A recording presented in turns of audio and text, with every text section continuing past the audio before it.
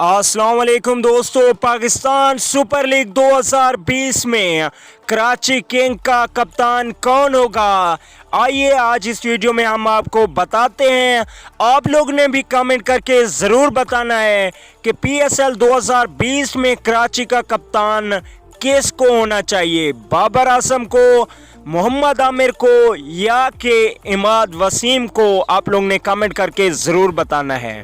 तो चलिए दोस्तों, आपको बताते हैं कि PSL 2020 में कौन कप्तान होगा कराची किंग का। उससे पहले अगर चैनल को सब्सक्राइब नहीं किया तो बराए मेहरबानी चैनल को सब्सक्राइब करें और साथ में लगे बेल के आइकन को भी ज़रूर इनेबल कर देना है।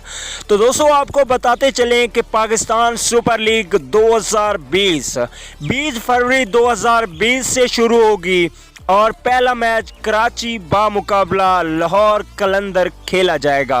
अब आपको बताते हैं कि पाकिस्तान सुपर लीग 2020 में कराची किंग का नया कप्तान किसको बनाया जाएगा।